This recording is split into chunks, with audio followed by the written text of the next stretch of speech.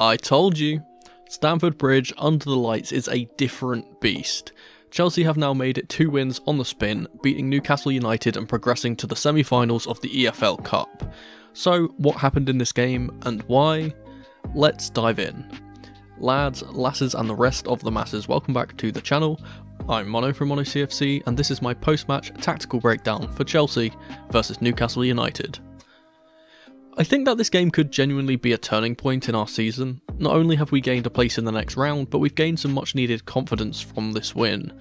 The team looks incredibly united as one, morale is high, and players are coming back from injuries that are monumental to this team's playstyle. I've given Pochettino a lot of flack in recent videos because of his tactical setups being mediocre, but we saw glimpses of the brilliance he can create when all or most of his tools are at his disposal. Let's talk about how the two teams set up. Firstly, Newcastle was set up largely how I predicted in the lead-in before the match. The only real change was Emil Kraft coming into play right back and Livramento shifting over to the left back role instead. As for Chelsea, we reverted back to the 4-2-3-1 with 4 centre backs, Disasi at right back and Colwill at left back, Gallagher and Caicedo in the pivot, and Enzo Fernandez higher up. Mudryk dropped to the bench for some rest, which saw Sterling operating off of the left hand side, Jackson through the middle and Palmer wide right. Right from the first whistle, we got to see what would largely become the pattern of play throughout the game. Newcastle would set up defensively in a 4-5-1, press high as they so often do, with a focus of collapsing on the wide men once they had the ball. They used the sideline as a third man, as the player on the ball then only has 180 degrees to play, and limits his options. Chelsea would try to play through this press, which we often were able to do, or opt to play the ball long from the back to bypass it. On the defensive side of things, Chelsea would operate as they so often do, with a very high aggressive press led by Nicholas Jackson, with the intention to force the ball back to the goalkeeper for long passes, and then win the ball back from there. If we weren't able to do that, the second option works well too, with us winning the ball back in midfield by cutting out passing lanes, and then springing transitions from the turnover. Moises Caicedo and Conor Gallagher were absolutely stellar in this game, winning a combined 13 ground duels, 4 interceptions and 7 tackles, and generally controlling the midfield areas for large portions of the game. Our attacking game plan was rather straightforward. We were passing the ball around patiently, trying to bypass the press, and when the opportunity arrived we were searching for long, direct early balls into runners, most notably Nicholas Jackson. Jackson was making runs into the channels all match long, and was found a fair few times, but this largely didn't work out as our timing was off, causing our forwards to be offside, our passes weren't perfect, or our forwards didn't make the most of the pass. The idea behind this play was to try and bypass the Newcastle midfield trio, which is also why Enzo Fernandez didn't really get much of the ball. He was supposed to be the free man, but the Newcastle midfield made it difficult for him to find space and ended up with him drifting out wide to get touches.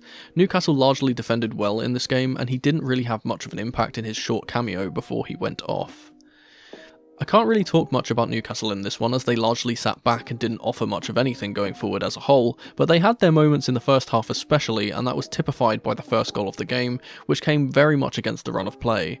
A classic Chelsea making a host of errors type goal in which the opposition are gifted a golden opportunity, which is less about their individual quality and more about our individual errors. This all starts from a Chelsea attacking move. Disasi is committed high up the pitch and puts in a decent ball into the box, but no one is there to get on the end of it from either team.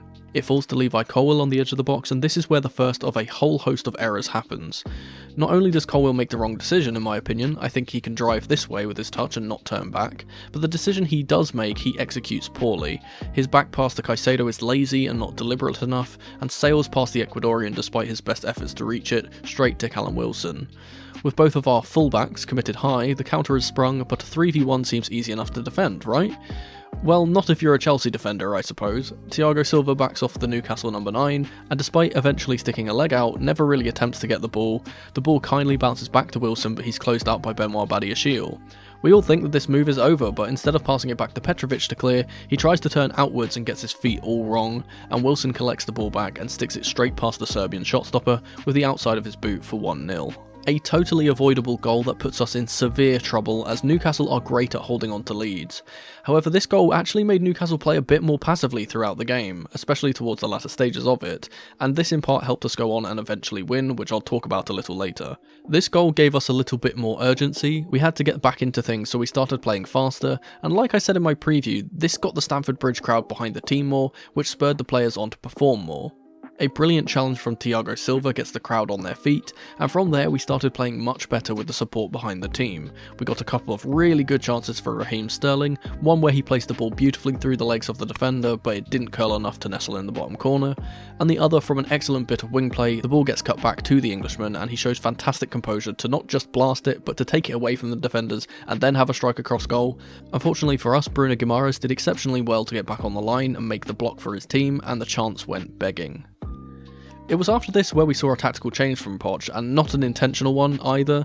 Enzo Fernandez was reportedly suffering from pubalgia, which is a really odd and awful injury to try and recover from, and thus he couldn't continue and was replaced by Armando Broja. A striker coming on for a midfielder would obviously signal a change in formation of sorts, so what happened here? Well, not much changed in terms of the setup, but the personnel in the setup swapped around in a few ways. Broja obviously came on to play down the middle as the central striker, which would mean that Nicholas Jackson would play off of the left. Raheem Sterling would swap to the right, and Cole Palmer would come into the 10 position, which was vacated by Enzo. And I think this genuinely made us play better. Palmer is much more suited to the 10 role than Enzo is, and as I've mentioned in the past, if anyone is playing as a true 10, it has to be Palmer or Gallagher. With Gallagher in the pivot, Palmer doesn't have to play in that weird right centre mid role he played in a few weeks ago because Sterling holds the width and Connor covers the centre, which means he can collect the ball in central areas and be that attacking mid that we've been missing. This is going to sound blasphemous, I know, but I genuinely believe that this team plays better when Enzo isn't in it. And that's not his fault, and not because I think he's a bad player or anything silly like that, but I just don't think he suits Poch's tactical setup, at least not now, which is why he's always forced into those weird positions where he can't play well. Palmer didn't really see much of the ball until this change happened, and then afterwards he was constantly getting it and making things happen, looking like our go-to man to try and unlock the defence. With Palmer in the central role and Gallagher and Caicedo starting to really take a hold of the game, we saw a really good chance go begging. A quick counter-attack is started from Connor winning the ball with an excellent sliding challenge, and the ball works its way to Palmer in that central position. He slips in Broja, who runs through on goal and dinks the keeper, but the offside flag is raised, and from the replay he is very clearly offside. What this small change also meant was that Jackson could drop deeper / cut inside to get on the ball and hold it up / carry the ball forward, something he is really good at doing but doesn't really get the opportunity to do when he's isolated up top as a central striker. His link-up play is also one of his strong suits, so playing off of the left really helped him get into the game as well, with Broja acting as the main forward instead. The rest of the half played out in the same pattern, Chelsea dominating possession and trying to find a way past the Geordie bastion, and the Toon trying to counter and make things difficult when we had the ball in our defensive third. Ultimately, neither team would score any more, and we'd have to wait and see if the scoreline changed in the second half. But real quick, if you're enjoying the content and want to see more, please consider subscribing to the channel. Cheers. So let's talk about that second half, shall we? The first thing to mention is at halftime there is a change of personnel for both teams. Emil Krath was taken off due to what appeared to be a knee injury late on in the first half, and he'd be replaced by Kieran Trippier. Dan Burn came on to replace Sven Botman at centre half in what seemed like a pre-planned change as well. Chelsea would also make a change at fullback, with Malo Gusto coming on to replace Levi Colwill, who was either injured from a late challenge in the first half or just very tired as he was moving gingerly before the halftime whistle came. I was kind of baffled by this decision in truth. We had Ian Martin on the bench and he'd be the more suitable replacement for Levi on that side, so it's odd to see the Frenchman come on instead of him. However, him coming on in any capacity was a bonus, and if I'm being honest, Malo Gusto was a major reason why we won this game in the end. Really early on into this half we saw another change too, with Anthony Gordon coming off for Matt Ritchie after coming out in the second half to fight through the pain but being unable to do so. With Gusto coming on, our team became much more attack-minded. Although he was on the wrong side, he was much more inclined to go forward than to stay back, unlike Colwill. Where Colwill would pass it backwards and stay still, Gusto would pop the ball off and then immediately push up higher to occupy players and just be an attacking option in general. We get a really good example of what playing a fullback at fullback can do for you, so let's hope Poch was taking notes here, in the 55th minute, as Gusto expertly twists and turns his marker out wide, finds Broja in the box who in turn finds Jackson, but the Senegalese drags his eventual shot wide. A big chance missed. And that's another thing that Gusto coming on provided for us. Something I've pointed out in the past, the lack of bodies in the box has been a major issue for us this season. With Gusto running up the pitch with the ball, it encouraged our forward to get into the area, and that's how this chance came about. This effort on goal would be the start of a complete and utter bombardment from the Blues, as we mostly took control of this game from now on, and almost immediately after we got another chance from Sterling that Dubravka had to beat away. The crowd was absolutely roaring and Chelsea looked like they would be the next team to score. We seemed to change into a different formation here too. Defensively we were setting up in a 4-4-2 with Jackson and Broja left up top, and in attack it was almost that 4-2-4 that I predicted, Cole Palmer wide right, Sterling wide left, and the two strikers central. But it was kind of hard to know for sure what the formation was at times because of the excellent movement from those front four players. These four, along with Gallagher sometimes, rotated around constantly and were causing the Newcastle backline so many issues as they simply didn't know who to mark and when, and spaces kept opening up when one of those four found a pocket to exploit.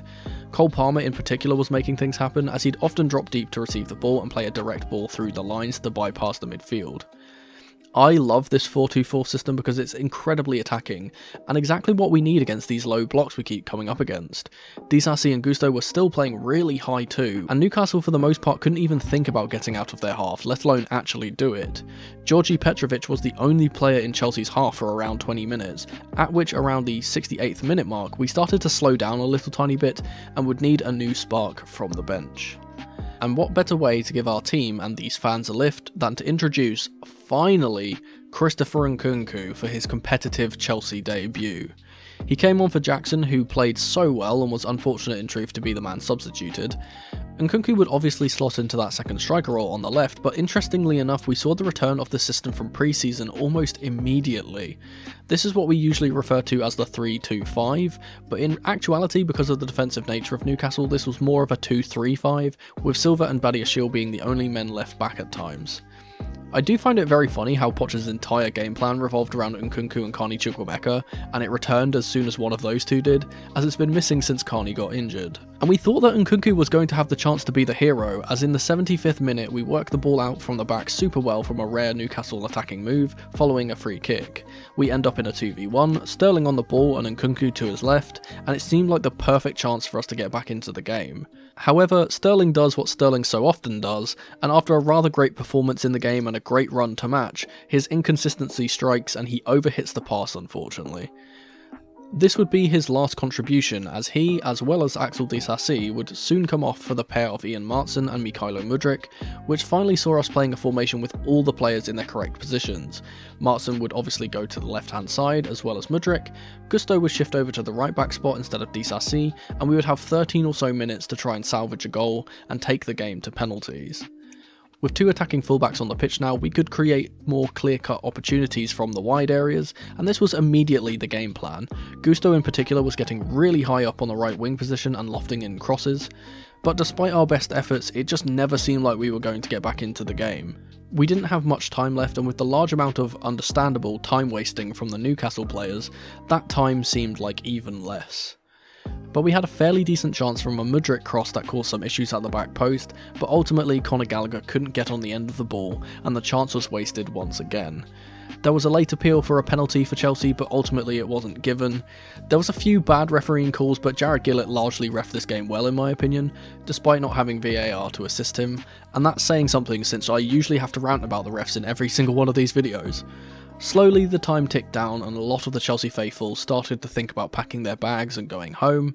We went into 4 minutes of stoppage time and a lot of Chelsea fans, myself included, thought this could have and probably should have been the end of Poch's tenure at the club, with the time in the game being a perfect metaphor for his time running out.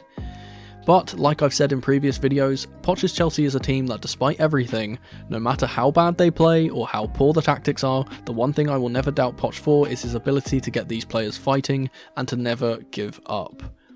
We would need a miracle, but at least we knew we would keep trying until that final whistle blared.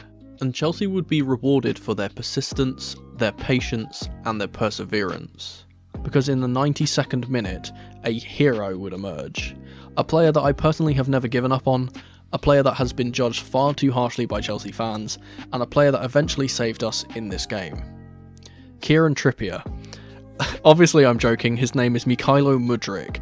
The ball is whipped in from the right hand side by once again Malo Gusto, Kieran Trippier makes a mistake and heads it to no one, and the speedy Ukrainian is the first to react, snatching the ball away from the right back and finishing brilliantly into the bottom right hand corner, saving the match for Chelsea and taking the game to penalties, sending Stamford Bridge into an eruption of noise. He needed this, the fans needed this, Chelsea needed this. The time would drain down and the game would be decided with a penalty shootout, and all eyes were drawn to Georgi Petrovic. Before this shootout, he was the fastest goalkeeper in MLS history to save 5 penalties. We knew his record was good, but could he come up with the goods in a major game like this? Well, Chelsea won the toss and would be going first, with the Newcastle fans behind the goal. Both teams' first penalty takers would score, with Palmer and Wilson neatly dispatching their attempts. The second round of takers were Gallagher and Trippier, and Gallagher smashed his in like the captain should. After his mistake for the goal, the amount of pressure on Kieran Trippier was insurmountable, and he drags his attempt wide, the ex-Chelsea fan putting the Blues up 2-1. The next set of takers were Nkunku and Bruno, both put their pens away excellently, and then we get to the fourth set of takers, Hero Mykhailo Mudryk and Matt Ritchie. I can't lie, I was terrified that Mudryk was going to miss, but his confidence was high and he slots his attempt away neatly into the corner. With Trippier's earlier miss and Chelsea scoring all 4, a miss here from Ritchie would win the game for Chelsea. And after diving the right way for all but one of the penalties so far, Georgi Petrovic was bound to save one eventually. The Serbian leapt into the air, diving high to his left, saving Ritchie's effort and winning the game for Chelsea Football Club, the club that were the better team on the night and deserved to go through. That was the story of this game really. Chelsea can look forward to Wolverhampton Wanderers in the Premier League on Sunday in what will be another exciting affair. The match preview for that will likely be out on Saturday evening around 7 PM the day before the game, so keep an eye out for that one. And finally, before the end of the video, it's time for the question of the day. As always, I'm going to highlight some of the comments from the last video, so here are a few responses to the last question of the day. Thanks guys for your continued support as ever. If you want your comment to be featured in the next video, leave your answer to this video's question of the day down below with QOTD at the start. So for this week's question of the day, we'll go for an easy one. After seeing the draw against Middlesbrough, do you think we can go all the way and win this trophy? But that was just my tactical breakdown for this match. Thank you ever so much for watching. Let me know your thoughts on this match in the comment section below, and if you'd be so kind, subscribe to the channel and leave the video a like if you enjoyed. Don't forget to tap the notification bell so you never miss a video from me, or check out some of the other videos on the channel on screen right now. I've been Mono from Mono CFC, and remember, in the rain or in the dry, keep that blue flag flying high. Come on you Blues!